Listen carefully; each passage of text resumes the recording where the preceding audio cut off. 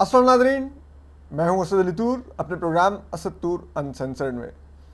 आज हम आपको दो बड़ी अहम और दिलचस्प खबरें देंगे और ये दोनों खबरें इमरान खान साहब की ज़ात से जुड़ी हैं, इमरान खान साहब के जेल में जाने से जुड़ी हैं। एक है कि इमरान खान साहब किस तरह चाह रहे हैं कि उनके मिलिट्री सेक्रेटरी गिरफ्तार हो जाएं जब वो वज़ीर आज़म थे जो उनके मिलिट्री सेक्रेटरी थे। और दूसरी खबर ये है कि ये जो नैब लॉ में अभी ताज़ा ताज़ा एक तरमीम आई है चंद रोज़ कबल, ये तरमीम किस तरह से आई, किन क्वार्टर्स से आई, कौन आया वज़ीर आज़म हाउस, अचानक से तरमीम आई, फिर कौन था वो इस्टेब्लिशमेंट का शख्स, ये बड़ी अहम है। ये हम आपको कहानी भी आज सुनाएंगे जो कि बहुत ही अहम है और बहुत कुछ आपको बताती है। तो चलिए पहले इमरान खान साहब से स्टार्ट लेते हैं। जो तोशा खाना केस है उसमें जो नैब ने इमरान खान साहब से अब तक इन्वेस्टिगेशन की है, उसमें इमरान खान साहब की बड़ी दिलचस्प पोजीशन सामने आई है। वो ये है कि इमरान खान साहब को जब नैब के इन्वेस्टिगेटर्स ने पूछना शुरू किया कि आपने ये जो घड़ियाँ बेची हैं, पहली बात तो यह है कि इनकी जो असल मालियत थी आपने उससे कम मालियत इनकी एवेल्यूएट करवाई तोशा खाना से, और फिर उस कम कीमत की भी फिर आपने जो एक मखसूस हिस्सा बनता था 20% या 50% वो देकर वो घड़ियाँ लेकर और फिर मार्केट में आपने बहुत बड़ी कीमत पर बेची। यानी कि अगर बिलफर्ज 10 करोड़ की घड़ी थी, सॉरी, आपने अगर एक घड़ी 30 करोड़ की थी, आपने तोशा खाना से उसकी मालियत 10 करोड़ रुपए लगवाई, 2.5-3 करोड़ रुपया दे के ख़रीद ली और ख़रीद के फिर मार्केट में जाके 30 करोड़ की बेची। तो अब इमरान खान साहब से जब ये सवाल किया गया तो इमरान खान साहब ने कहा कि नहीं, ऐसा तो नहीं है। और इमरान खान साहब ने कहा मैंने तो मालियत लगवाई नहीं है, ये तो मिलिट्री सेक्रेटरी ने मालियत लगवाई थी। उन्होंने जाके मुझे आके कहा था कि ये घड़ी इतने की है, ये मालियत लग गई है, मैं तोशा खाना का जो डिपार्टमेंट था उससे मालियत लगवाया हूँ, तो अब आप लेना चाहते हैं ले लें, बेचना चाहते हैं बेच दें। मैंने ख़रीद ली, जो मेरे हिस्से में रकम आती थी मैंने वो देकर ख़रीद ली और बेच दी। तो उन्होंने कहा कि मिलिट्री सेक्रेटरी तो कहते हैं कि आपने उन पर प्रेशर डाला था कि ये घड़ी की कीमत कम लगवाओ। तो उस पर इमरान खान साहब ने बड़ा दिलचस्प जवाब दिया। उन्होंने कहा कि अगर वो ऐसा कहते हैं तो उनको कहें कि वो मेरे मुंह पर आएँ और मेरे मुंह पर आकर कहें कि मैंने उन्हें कहा हो कि आप इनकी कम मालियत लगवाइए या इन घड़ियों के साथ यूँ ट्रीट कीजिए। यानी कि वो ये चाह रहे हैं कि जो ये घड़ियाँ बेचने वाला रेफरेंस है इसमें भी वो फ़ौज को मुलविस करें और वो कहें कि ये तो मिलिट्री सेक्रेटरी ने वारदात डाली है, ठीक है। और एक जो पीटीआई के जो इमरान खान साहब के करीबी ज़राए हैं वो ये भी दावा करते हैं कि घड़ियाँ मार्केट में जाके जो बेची गई वो भी डिप्टी मिलिट्री सेक्रेटरी ने जाके बेची थी और उसने बेच के रसीदें बनवाई, ला के दी, सब कुछ पैसे खान साहब को दिए, सब कुछ जो किया। तो दिस इज़ वेरी इंटरेस्टिंग कि अगर फौजी अफसरान के साथ मुलविस हैं तो फिर चेक करना पड़ेगा किसने बीच में से कट लिया है, क्या किया है। तो एक तो ये कहानी है। दूसरी कहानी है जो कि बहुत ही दिलचस्प और सिग्निफिकेंट है, वो है नैब लॉ में जो अमेंडमेंट का सदारती आर्डिनेंस है, वो बहुत ही, उसकी टाइमिंग बहुत अहम है, उसको जिस तरीके से लाया गया वो कहानी बड़ी सुनने से ताल्लुक़ रखती है। तो वो ज़रा ये बता रहे हैं कि वज़ीर आज़म शहबाज शरीफ से जिस दिन ये आर्डिनेंस आया है उस दिन सिक्योरिटी इस्टेब्लिशमेंट की एक बहुत ताकतवर शख्सियत आके मिली। अब आप कहेंगे कि नाम लो, चलें मुसलमानों तुक्का लगाओ, मैं आपको हिंट्स देता हूं कि कौन हो सकती है वो शख्सियत, तो आप लोगों ने उससे गेस करना है, ठीक है। ये शख्सियत पहला तुक्का, हिंट पहला, सॉरी तुक्का नहीं, तुक्का आप लोगों ने लगाना है, मैं हिंट दे रहा हूँ कि ये शख्सियत रेगुलर फौजी जवानों और अफसरान से मिलती रहती है। ये शख्सियत इस्टेब्लिशमेंट की सबसे ताकतवर शख्सियत है। पहुंचे नहीं पहुंचे? अच्छा, ये शख्सियत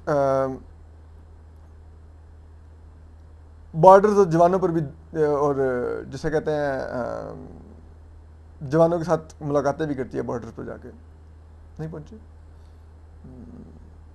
यार आप लोग मुझे मरवाने के चक्कर में हैं? अच्छा, इस शख्सियत ने कुरान भी हिफ्ज़ किया हुआ है।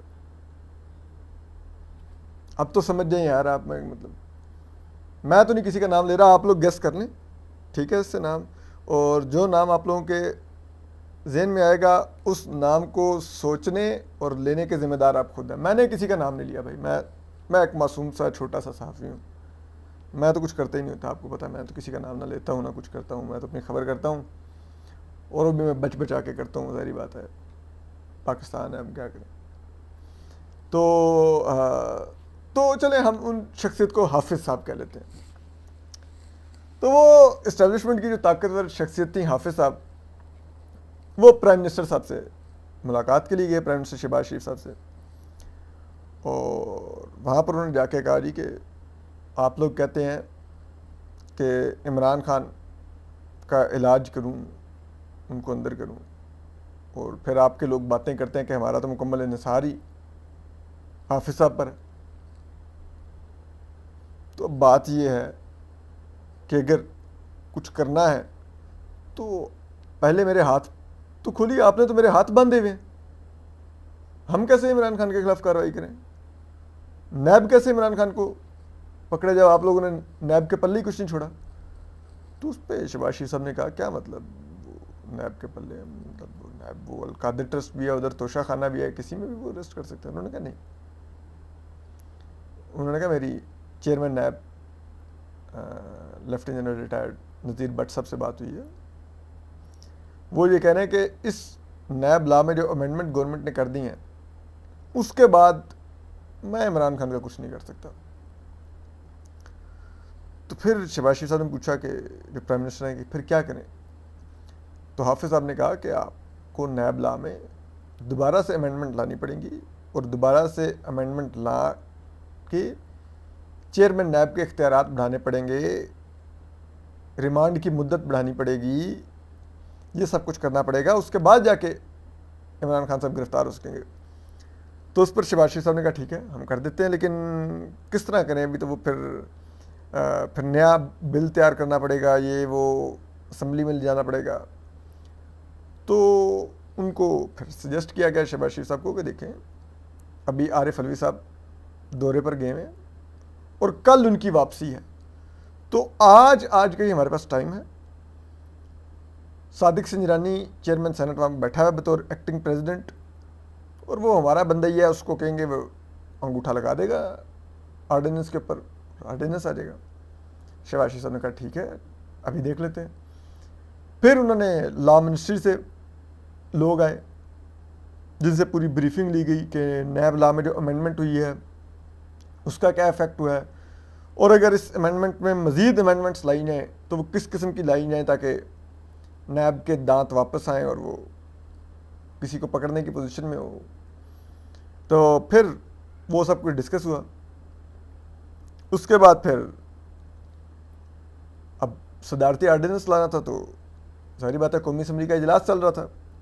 अब वो कहा गया कि जब कौमी असम्बली का इजलास इन सेशन हो तो सदारती ऑर्डिनेंस तो नहीं आ सकता। तो फिर हंगामी तौर पर कौमी असम्बली का इजलास गैर मुय्यना मुद्दत के लिए मुलतवी करवाया गया अचानक से। और उसके बाद हुआ ये कि वो कैबिनेट का इजलास बुलाया गया, उसमें कैबिनेट मेंबरान बैठे, उसमें पहले जो रस्मी एजेंडे पर चीज़ें थीं वो डिस्कस हुई। वो जब डिस्कस हो गई तो उसके बाद प्राइम मिनिस्टर के ऑर्डर पर जितने ब्यूरोक्रेट्स बैठे हुए थे कैबिनेट इजलास में उन सबको कैबिनेट इजलास छोड़ने का कहा गया। वो सब लोग कैबिनेट इजलास कमरे से बाहर चले गए, भेज दिया गया उनको। और उसके बाद सिर्फ जो पॉलिटिकल लोग थे वो कैबिनेट इजलास में बैठे रहे, जितने अफसरान थे सरकारी वो सारे चले गए।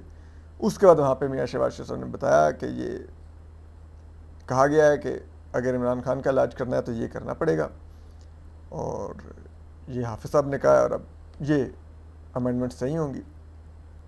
उस पर उन्होंने कहा ठीक है सर, क्यों नहीं लाएं, क्यों नहीं लाएं, ठीक है। फिर इस वक्त तक शाम हो चुकी थी, फिर जल्दी से लॉ मिनिस्ट्री को कहा गया कि ड्राफ्ट तैयार करके लाएं। उन्होंने हंगामी तौर पे वो ड्राफ्ट तैयार किया जिसमें नई अमेंडमेंट्स थी। वो ड्राफ्ट फिर कैबिनेट में आया, कैबिनेट ने इस पर अंगूठा लगाया, अंगूठा लगा के वो फिर एक्टिंग प्रेसिडेंट सादिक संजरानी साहब को भेजा गया। सादिक संजरानी साहब ने फिर फौरी तौर पे दस्तखत करके उस आर्डिनेंस को नाफिज कर दिया, जिसके मुताबिक अब 90 से 120 दिन तक वो आर्डिनेंस इन फील्ड रहेगा, और उस दौरान नायब चेयरमैन जो चाहें वो कर सकते हैं इमरान खान साहब के साथ, और किसी और के साथ भी वो चाहें तो कर सकते हैं। लेकिन ज़ाहिर बात है इस अमेंडमेंट का मकसद तो इमरान खान साहब है। तो जब ये जारी हो गया, अब इमरान खान साहब जाने और नायब जाने, लेकिन इस सब में अब ये आपको ज़रूर देखना चाहिए कि कितने बात है इस हुकूमत के हुक्मरान इत्तेहाद में मौजूद सियासतदानों के लिए लम्हा फ़िक्रिया, कि यही लोग जब नैब लॉ में पिछले दिनों अमेंडमेंट की थी जिसको इमरान खान साहब ने सुप्रीम कोर्ट में चैलेंज कर रखा है, तो ये उस अमेंडमेंट का क्रेडिट ले रहे थे और कह रहे थे कि देखें जी हमने तो ये अमेंडमेंट अपनी ज़ात के लिए नहीं की, इसका फ़ायदा इमरान खान को भी हो रहा है। और क्योंकि नैब लॉ यूज़ ही पॉलिटिकल इंजीनियरिंग के लिए होता है, तो हमने इसलिए ये अमेंडमेंट्स की हैं ताकि पॉलिटिकल इंजीनियरिंग ना हो सके। लेकिन अब इन्होंने वही यू टर्न लेके अमेंडमेंट्स की हैं एक पॉलिटिकल इंजीनियरिंग के लिए, क्योंकि अगर ये 120 दिन तक नैब लॉ इन फील्ड रहता है तो इलेक्शन भी तो अगले 120 दिन में ही है ना। तब तक अगर पीटीआई के लोग मुख्तलिफ जिन्होंने बिना तो करप्शन की हुई है उन सबको इस आर्डिनेंस के तहत उठाया जाता है, बशमूल इमरान खान साहब और दीगर भी पीटीआई के कई नाम, तो ज़ाहिर बात है वो इलेक्शन होने तक ये सब लोग जेल में ही रहेंगे, सड़ते रहेंगे। जिसे कहते हैं वो एक साइकिल में घूमती रहेगी पीटीआई, उससे बाहर ही नहीं निकल पाएगी। वो साइकिल होगा जेल का, इस जेल से उस जेल में, उस जेल से उसमें, उस रेफरेंस से उसमें, उससे उस कत्ल केस में, उससे उस हमले के केस में, उससे उस फलाने केस में, और इलेक्शन हो जाएंगे। तो इलेक्शन के पीरियड के दौरान ये चाहिए था नैब की कार्रवाइयाँ, ये वो फिर इस आर्डिनेंस की बदौलत शुरू हो जाएंगी। अपना ख्याल रखिए, अल्लाह हाफ़िज़।